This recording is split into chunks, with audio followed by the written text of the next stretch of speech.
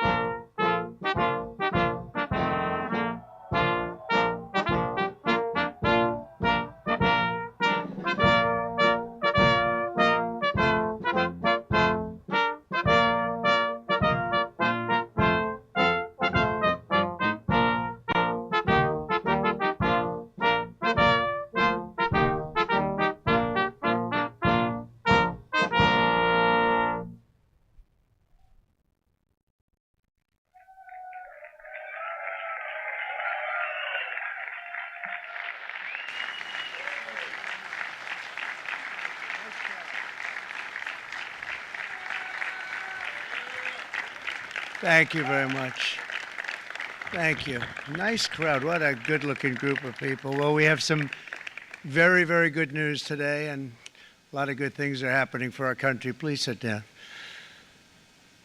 My fellow Americans, this is Liberation Day, waiting for a long time. April 2nd, 2025 will forever be remembered as the day American industry was reborn, the day America's destiny was reclaimed, and the day that we began to make America wealthy again. We're going to make it wealthy, good and wealthy. For decades, our country has been looted, pillaged, raped, and plundered by nations near and far, both friend and foe alike. American steelworkers, auto workers, farmers, and skilled craftsmen, we have a lot of them here with us today. They really suffered gravely. They watched in anguish as foreign leaders have stolen our jobs, foreign cheaters have ransacked our factories, and foreign scavengers have torn apart our once beautiful American dream. We had an American dream that you don't hear so much about. You did 4 years ago, and you are now, but you don't too often, and for many years and decades even, you didn't hear too much about. Our country and its taxpayers have been ripped off for more than 50 years, but it is not going to happen anymore. It's not going to happen. In a few moments, I will sign a historic executive order instituting reciprocal tariffs on countries throughout the world. Reciprocal, that means they do it to us and we do it to them. Very simple. Can't get any simpler than that. This is one of the most important days, in my opinion, in American history. It's our declaration of economic independence. For years, hardworking American citizens were forced to sit on the sidelines as other nations got rich and powerful, much of it at our expense.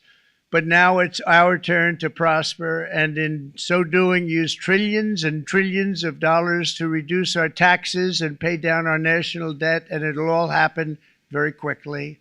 With today's action, we are finally going to be able to make America great again, greater than ever before.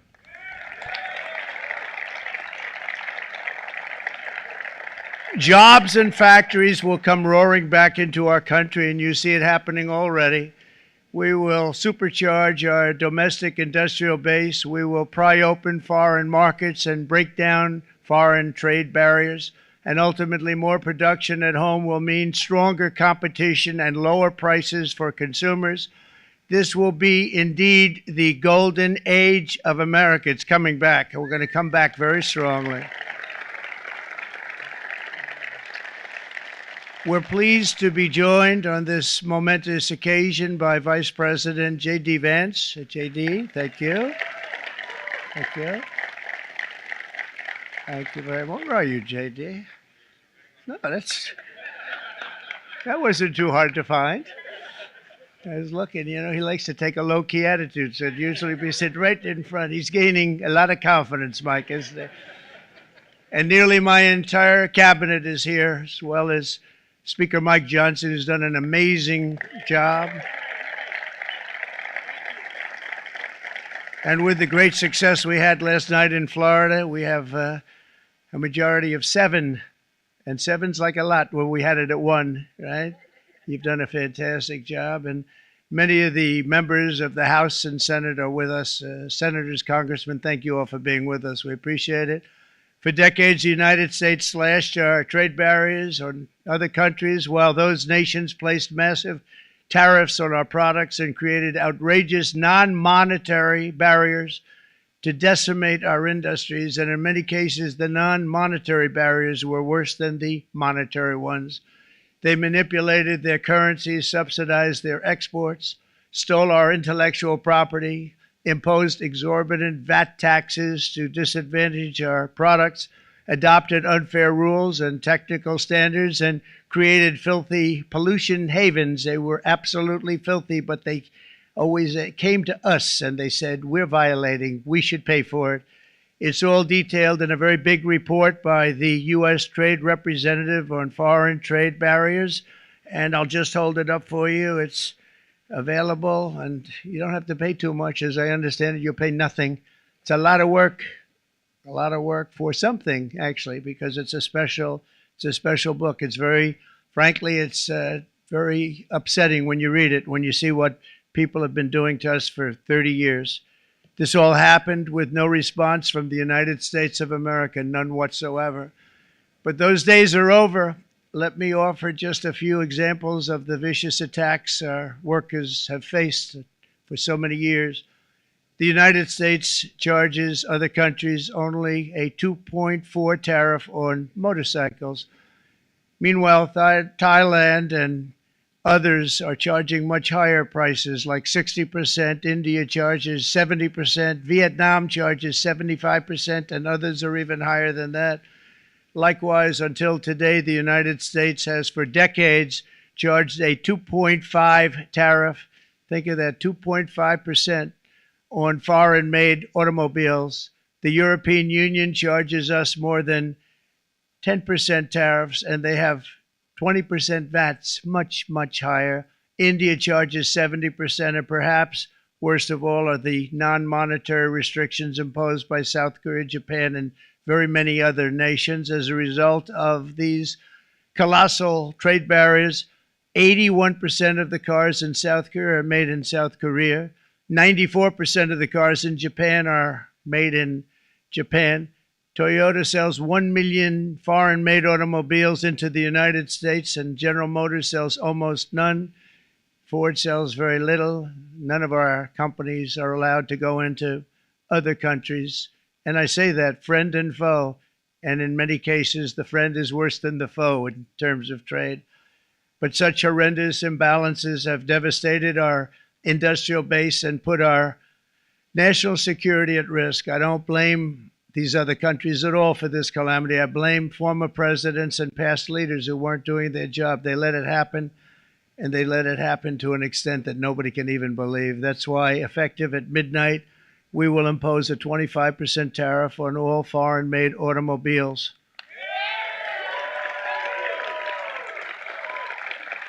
Thank you. Brian, I'd like to have you come up here for a second, okay? I just see him sitting. He's been a fan of ours, and he understands this business a lot better than the economists, a lot better than anybody. Brian, say a few words, please, would you? Thank you, Mr. Thank you. It's a great honor to have you. Thanks. Thank you, Mr. President. I grew up just north of Detroit, Michigan, in Macomb County, known as the home of the Reagan Democrats. My first vote for president was for Ronald Reagan. I thought that was going to be the best president I ever saw in my lifetime until Donald J. Trump came along. I have watched my entire life, I have watched plant after plant after plant in Detroit and in the Metro Detroit area close. There are now plants sitting idle. There are now plants that are underutilized, and Donald Trump's policies are going to bring product back into those underutilized plants. There's going to be new investment. There's going to be new plants built. And the UAW members, and I brought 20 of them with me, they're sitting right over here. We support Donald Trump's policies on tariffs 100%. So, Mr. President, we can't thank you enough. And in 6 months or a year, we're going to begin to see the benefits. I can't wait to see what's happening 3 or 4 years down the road. Thank you, Mr. President. What a great guy. He got it right from the beginning. He got it before almost anybody else. This group over there, they got it too. And, you know, we won the state of Michigan. We won almost all of them.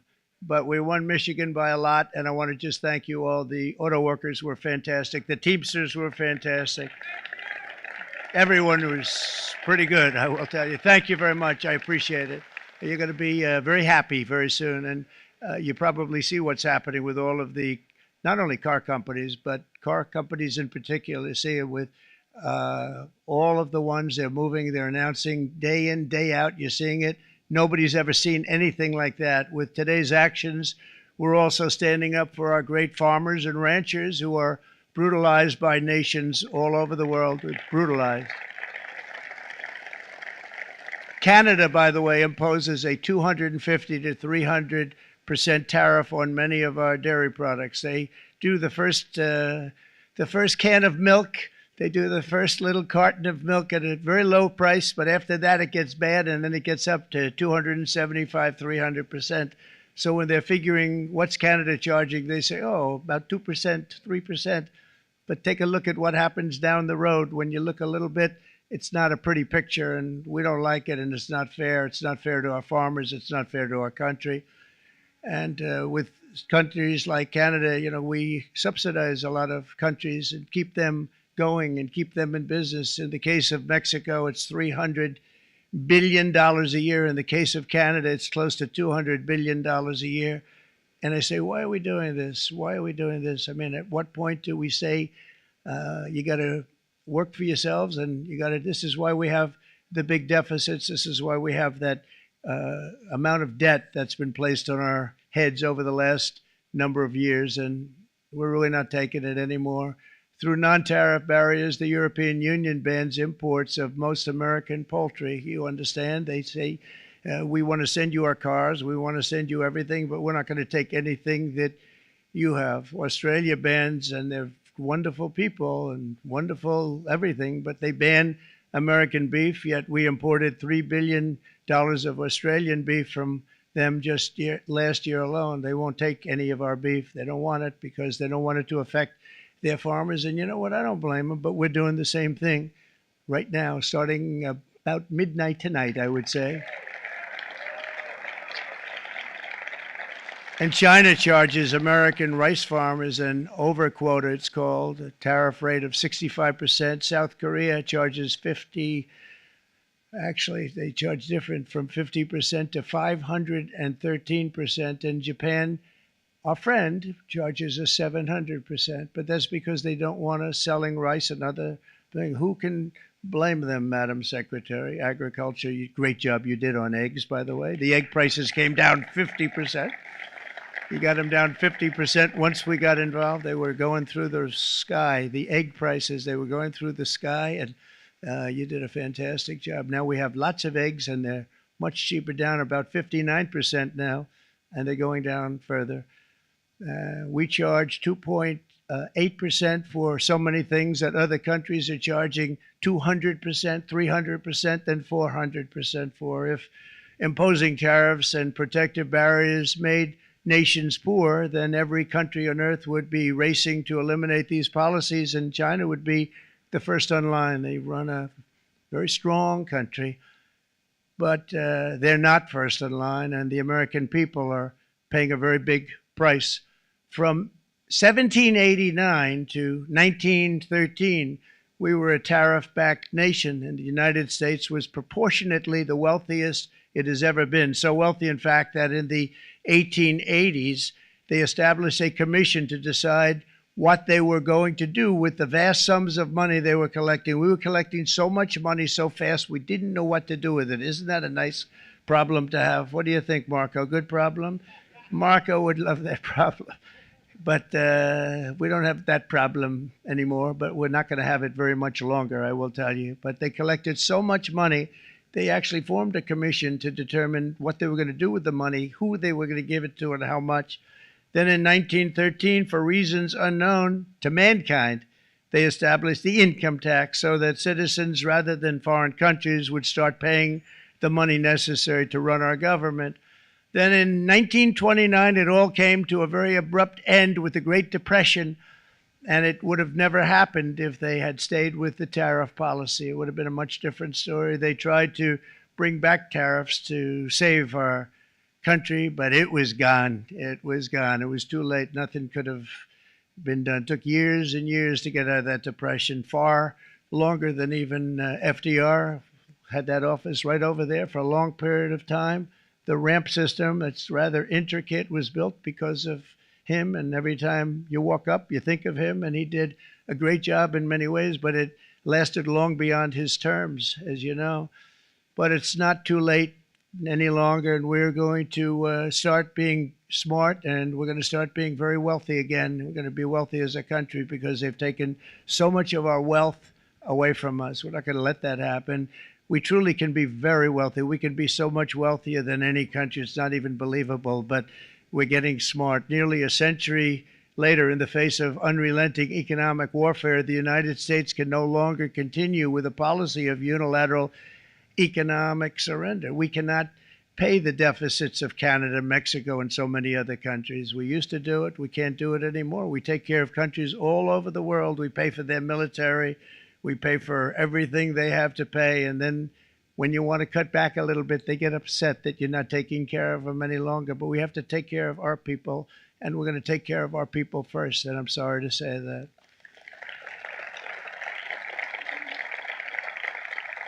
And today we're standing up for the American worker, and we are finally putting America first.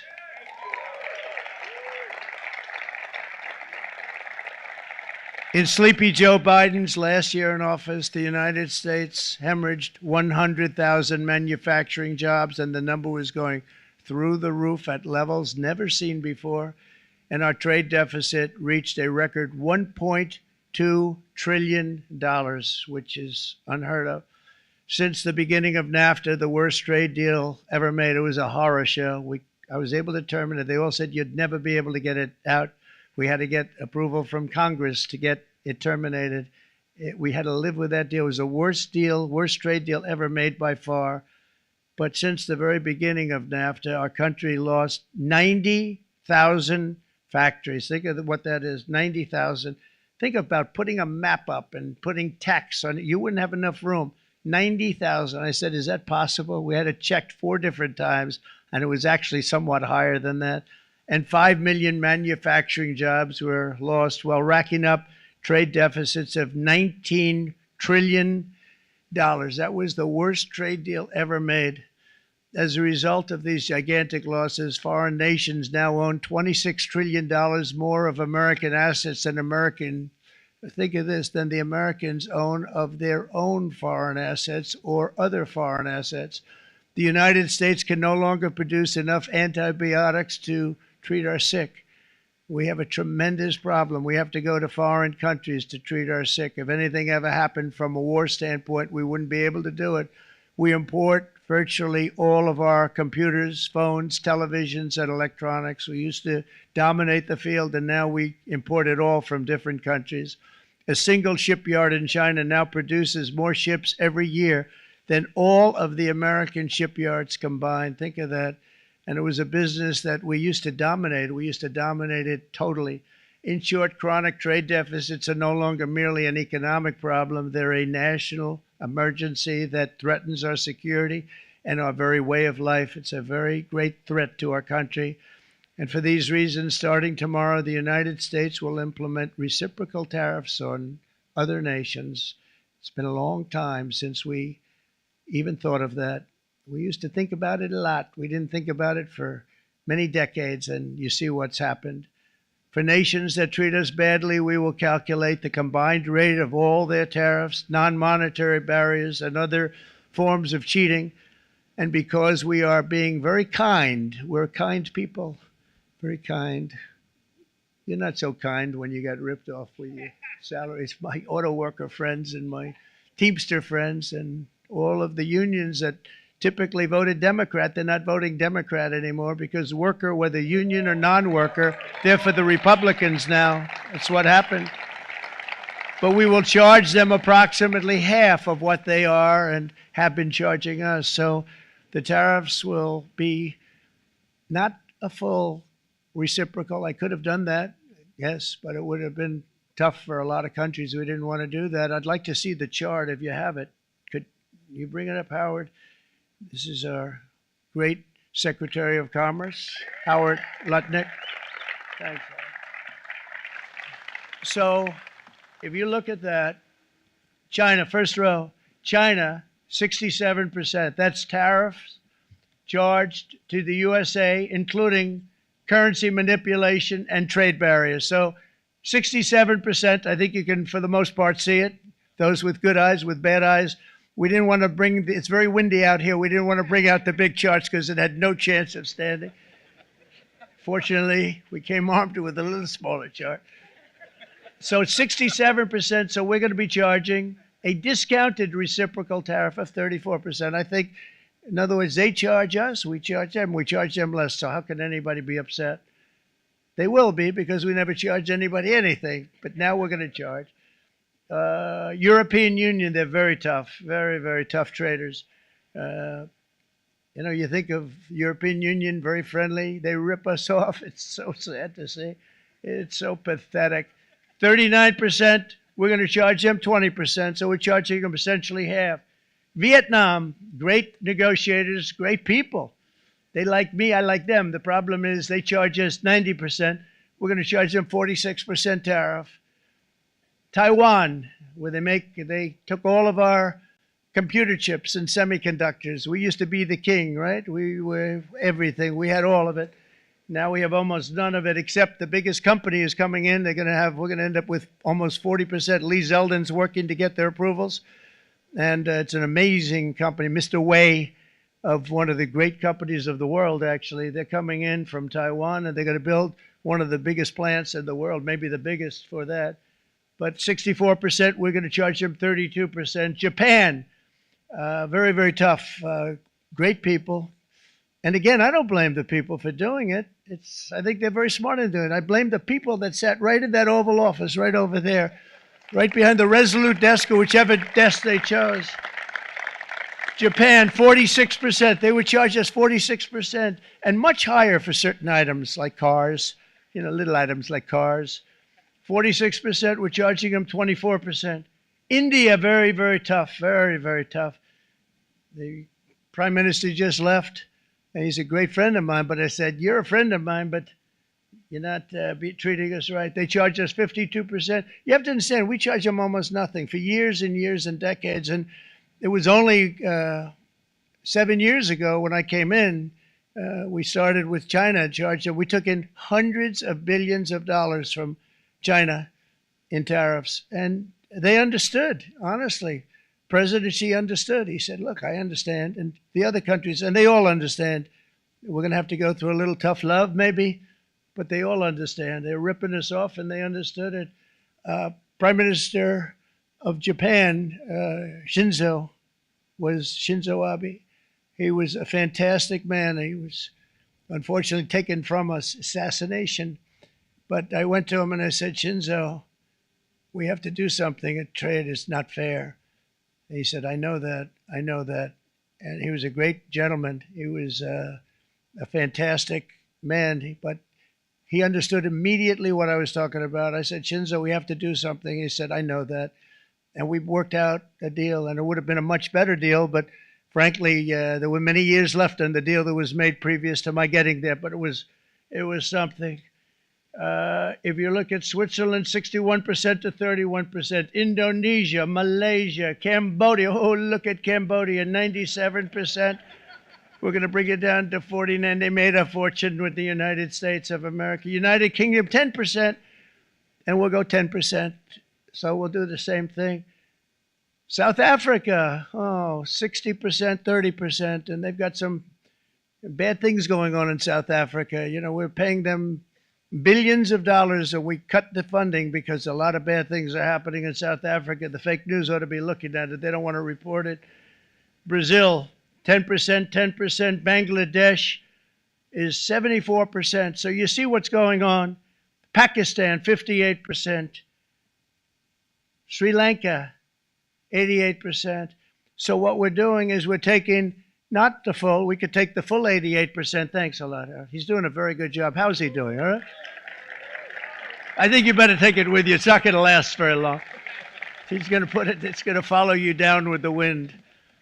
I brought a hat just in case it got too windy, but here, would anybody like a hat?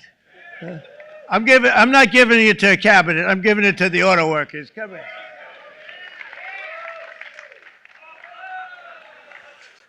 Thank you, fellas. Get it. That's it. That's it. They deserve it more than our cabinet. Our cabinet has plenty of hats. But you see the numbers. The numbers are so disproportionate. They're so unfair. At the same time, we will establish a minimum baseline tariff of 10%. You notice that on the chart. And that'll be on other countries to help rebuild our economy and to prevent cheating. So we're going to have a minimum of cheating, and we're going to be very severe on the people that at the gate that watch the tariffs and watch the product coming in, because there's been a lot of bad things happening at the gate because the money is so enormous that you're talking about. There's never been probably anything like it in terms of the enormity, and there are a lot of bad things happen at the people that do the check-in, and they're looking at 10-year jail sentences if they do play. We're going to treat them so good, but if they cheat, the repercussions are going to be extremely strong. Foreign nations will finally be asked to pay for the privilege of access to our market, the biggest market in the world. We're right now the biggest market in the world. We had a great country 4 years ago in terms of the economics. We were doubling up on China. We were doing so well. Nobody was going to catch us, but so much of it slipped away over the last 4 years under Biden. I campaigned on this policy throughout last year, and today that promise was made, and it was also a promise, as you know, that was kept. Promises made, promises kept. To any company that objects to our common sense reciprocal tariffs, again, reciprocal, back and forth, back and forth. And I call this kind reciprocal. This is not full reciprocal. This is kind reciprocal. But what we do is we cut it in half. We charge them. My answer is very simple if they complain. If you want your tariff rate to be zero, then you build your product right here in America, because there is no tariff if you build your plant, your product in America. And we've seen companies coming in like we've never seen before. Likewise to all of the foreign presidents, prime ministers, kings, queens, ambassadors, and everyone else who will soon be calling to ask for exemptions from these tariffs. I say, terminate your own tariffs, drop your barriers, don't manipulate your currencies. They manipulate their currencies like nobody can even believe, which is a bad, bad thing and very devastating to us. And start buying tens of billions of dollars of American goods. Tariffs give our country protection against those that would do us economic harm. And many people were looking to do us economic harm. Maybe not so obviously, but they were doing tremendous economic harm. But even more importantly, they will give us growth. These tariffs are going to give us growth like you haven't seen before. And it'll be something very special to watch. I am so looking forward. And Brian, it's going to happen even faster than you said. You know, you might say, but it's already started. It's already started. Work's already begun on plants all around the country. And you see that as before. These are big, rich companies. We have $61 billion started on a big plant going up. It's going to be announced over the next 2 days, and they already started work. Many of these the biggest companies in the world, they've committed to build, build, build. We're going to build, build, build, sir. And they came here to see me, and they wanted to know if they could have a press conference. I do as many as I can. I'm pretty busy trying to stop Russia and Ukraine and the Middle East. We got to stop that. We got to stop the Houthis, which we're making tremendous. They like shooting ships down and out of the water, sinking ships. they get a kick out of it, but they're not getting such a kick out of it now, are they, Mr. Secretary? They're not getting such a kick out of that now.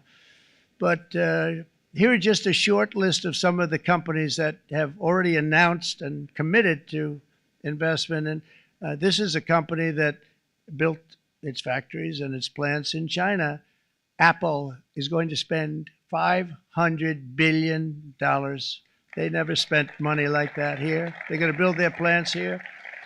SoftBank, OpenAI, and Oracle, great companies, are investing $500 billion almost immediately.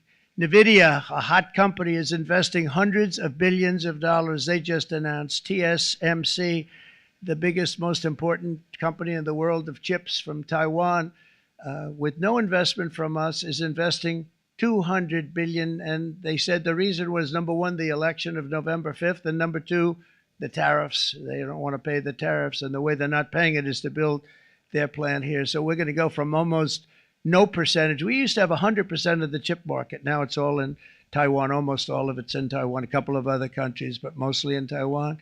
And think of it, we had 100%. We lost it because of people in that office that didn't do their job. They allowed it to be stolen from us. Johnson & Johnson, great company, $55 billion. Eli Lilly, $27 billion. Meta is investing $500 billion. Wow. DeMac is investing $20 billion. CMA, CGM, $20 billion. And then you have Merck and Clarios, Stellantis, General Motors, GE Aerospace, Honda, Nissan, Hyundai are all putting in billions and billions of dollars, and they're committed 100%. So.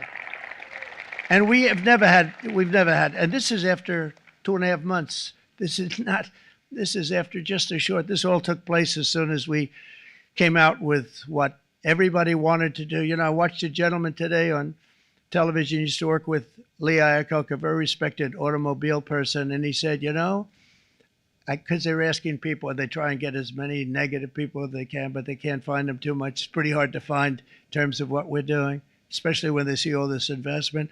They said, so tell me, what do you think of what Trump is doing from the automobile standpoint? He said, I can't believe it. Somebody is finally, he's an older guy, real pro, really top guy, with Lee Iacocca. He said, I never thought I'd see the day when this would happen, where somebody had the courage to go and do what has to be done. This is transforming our nation. Our entire nation is going to be transformed, not only with the cars, but on every single other item that's built. We're going to become an industrial powerhouse. And he said that so beautifully today. In fact, I'm going to find out, I'm going to get a tape. And Bruce, I'm going to get that tape and I'm going to send it to you out in Long Island, and you're going to play it for the people. And all your union workers and your non-union workers out there, you got a pretty even split. But we have, so far, it looks like we're going to have about $6 trillion of investments, and you wouldn't do that in years in this country over the last number of years. $6 trillion, and that's going to be much higher by the end of the year. And think of what $6 trillion is.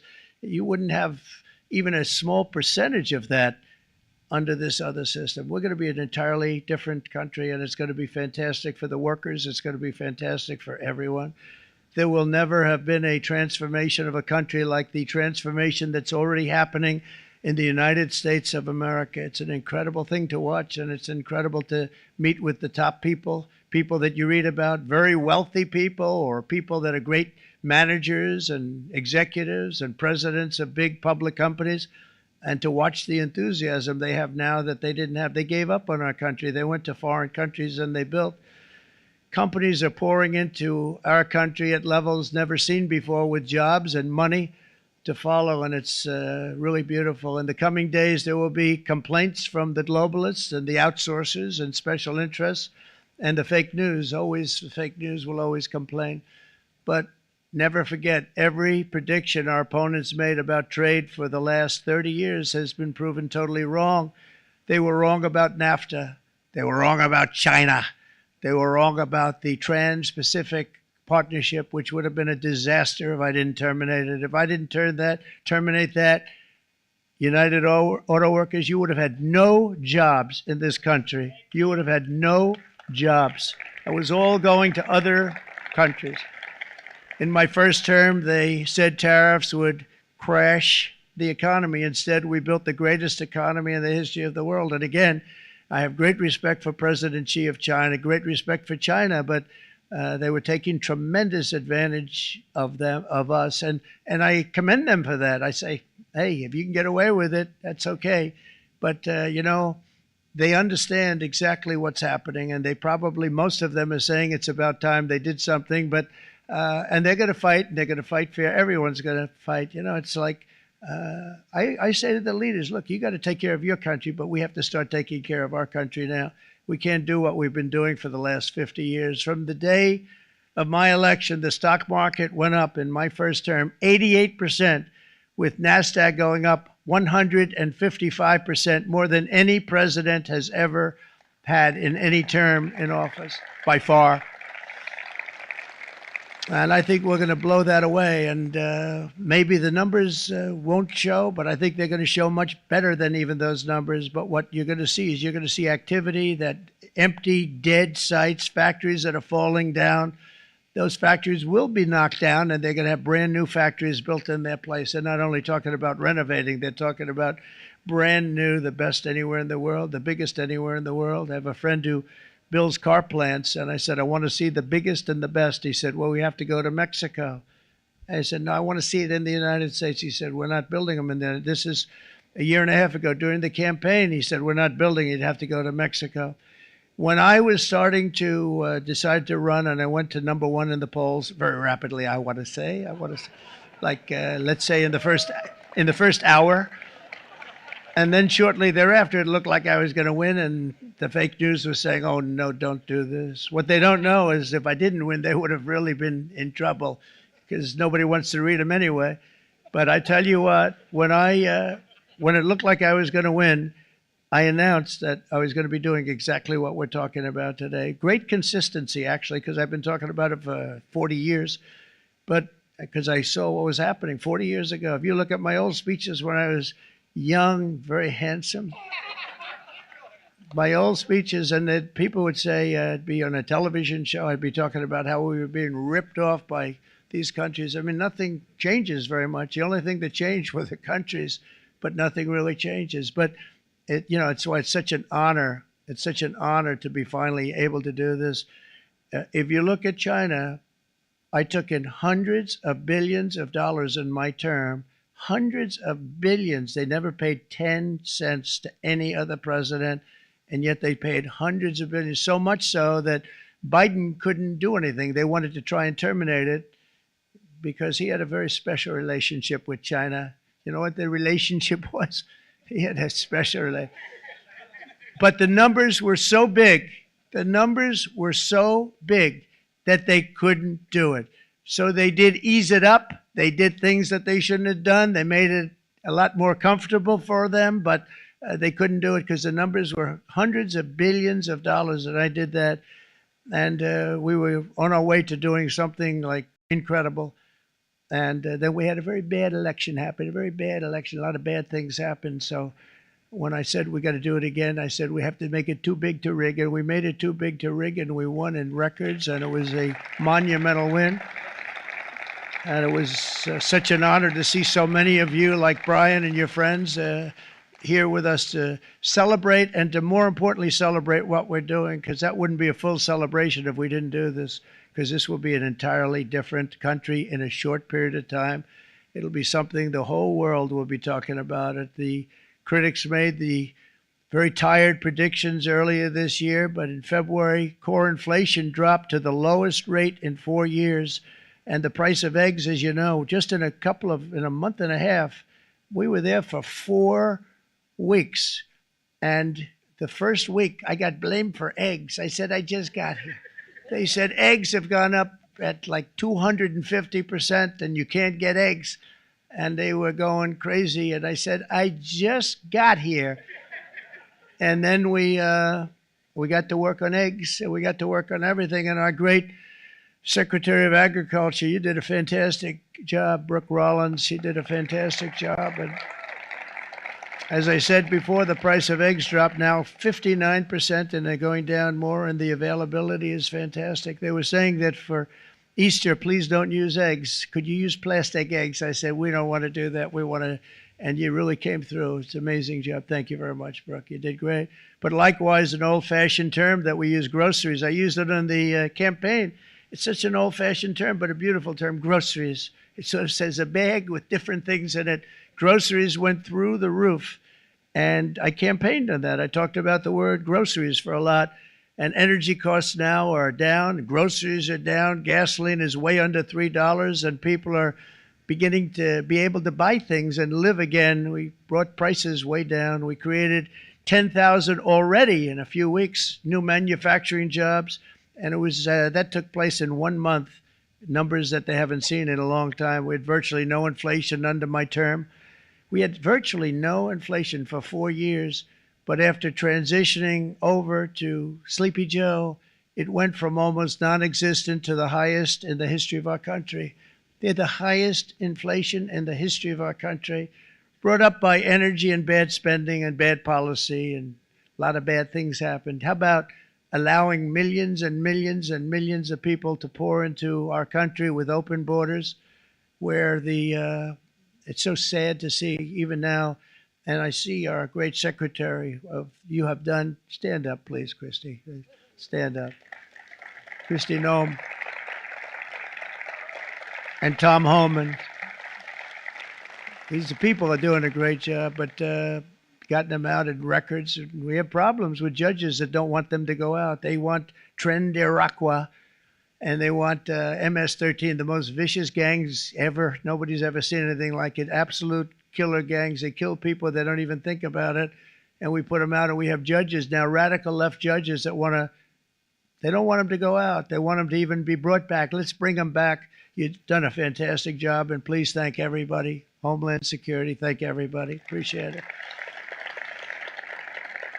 And we now have a border that's the best border that we've ever had, even better than it was my first term. My first term we did good, but this one we really specialized in. We've done really well.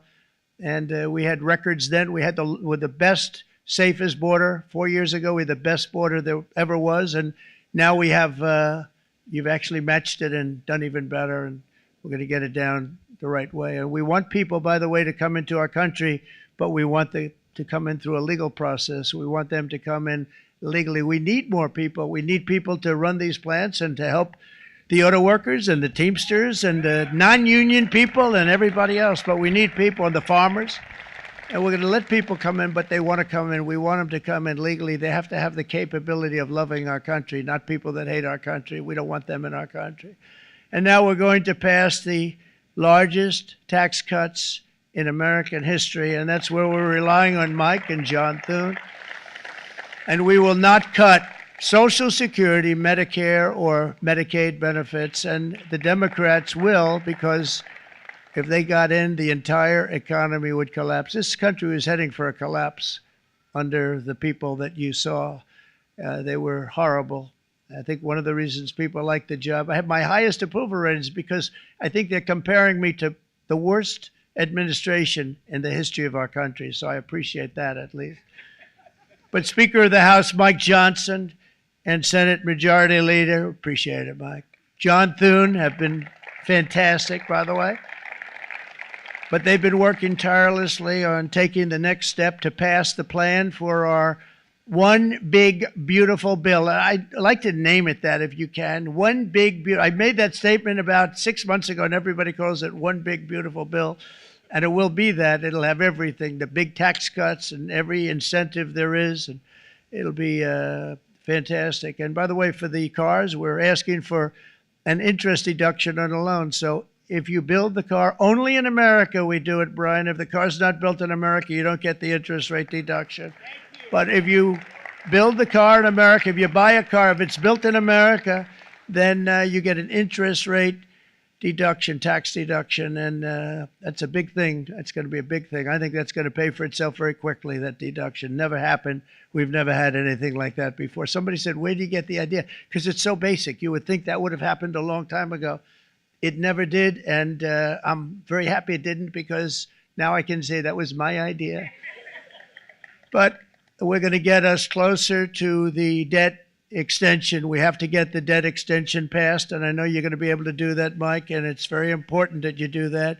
And all of the other things that the Senate budget plan gives us, along with working, because I know they're working together, John and Mike, and the two bills are going very well together. We need to get our shared priorities done, including certain permanent tax cuts. We want the tax cuts to be permanent, spending cuts, energy and historic investments in defense, border, and so much more. We're covering everything. These will be phenomenal. There'll be no bill like this going to straighten. One bill is going to straighten out our country for many, many years to come.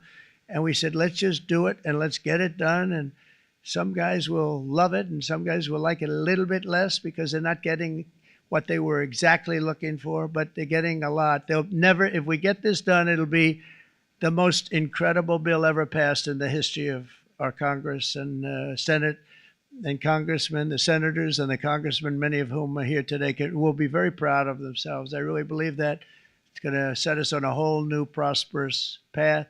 We're going to cut spending and right-size the budget back to where it should be. We're going to do that very strongly. Thank you, Rick. Thank you, John. Thank you. Oh, look at all of our senators over there. Oh, boy, that's a nice group of people. But I won't like them so much if they don't get this bill done. That's a great group. And Congressman, thank you very much. I appreciate it. Tremendous people. The Senate plan is my complete and total support, and the House plan likewise is very similar. They're moving along pretty much at the same clip, and as soon as you're ready, you'll show it to me, and I'm sure it'll have my support, Mike. Every Republican congressman and senator must unify. We have to unify. We can't be separated. We have to get it done. We have to get absolutely everything we can, and we have to take care of the American people. That's the only thing that matters. We have to take care of the American people first. We need to pass this bill immediately, get it done, including debt extension. From this day on, we're not going to let anyone tell us that American workers and families cannot have the future that they deserve. We're going to produce the cars and ships, chips, airplanes, minerals, and medicines that we need right here in America. The pharmaceutical companies are going to become roaring back. They're coming roaring back. They're all coming back to our country because if they don't, they got a big tax to pay. And if they do, I'll be very happy, and you're going to be very happy, and you're going to be very safe. We're going to build our future with American hands, with American heart, American steel, and we're going to build it with American pride like we used to. We're approaching our 100th day as president and have been given credit by a lot of people, actually, even some of the fake news. Can you believe it? Which in this case, hopefully, isn't fake. For having done more in that time than any other administration in the history of our country in the first 100 days. I think we've had an amazing, in terms of what we've done, what we've gotten accomplished. I'd like to see if we can get that war ended and another war from not starting in the Middle East. We have to get Russia. They're losing 2,000 on average, 2,500 people a day, young people, soldiers, Russian. Think of that. 2,500 through some days, but on average, probably over about a 1 week period, it's 2,712, they say. They're losing those soldiers. They're dying. They're being decimated. And they're not from our country, but they're from other countries, but they're human beings. They're from Russia. They're from Ukraine in this period, most of them. And we're going to get it stopped. It's a senseless war that would have never happened if I was president, and it shouldn't be allowed to go on. And I think we're being given good cooperation by Russia and by Ukraine, but we have to get it stopped. It's humanity. It's humanity. It's a terrible thing. This will be a very big moment. I think you're going to remember today. It's going to be a free nation that we're dealing with. We're going to have a very free and beautiful nation. It's going to be Liberation Day in America, and it's going to be a day that hopefully you're going to look back in years to come and you're going to say, you know, he was right. This has turned out to be one of the most important days in the history of our country. God bless you and God bless America. Thank you, everybody. Thank you very much. Thank you. Thank you very much.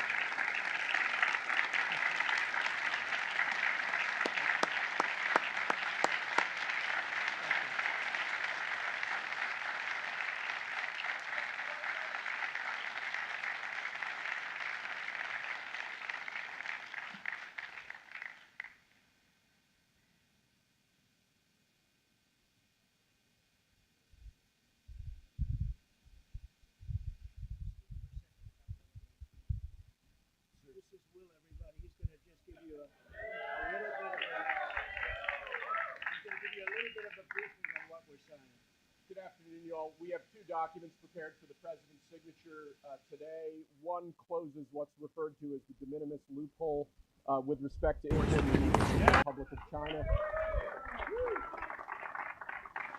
The other is the big one, is the reciprocal tariff executive order that the president just spoke about at length. This is obviously a huge deal, and it's been an honor to be a part of your team getting this ready for you, sir. Thank you very much. Thank Yes, you. sir.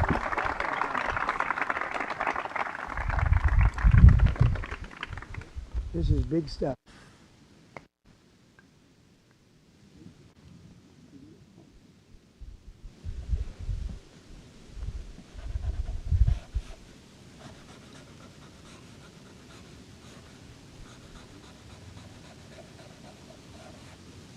That's a 10. It's a good one. Look. That's a good one. That's a good one. Thank you. Thank you, sir.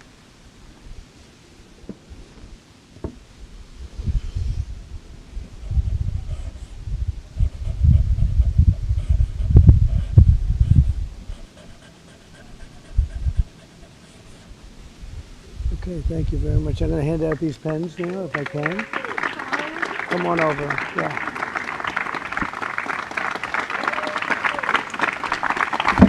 Thank you very much. Thank you, sir. Come up here, Madam Secretary.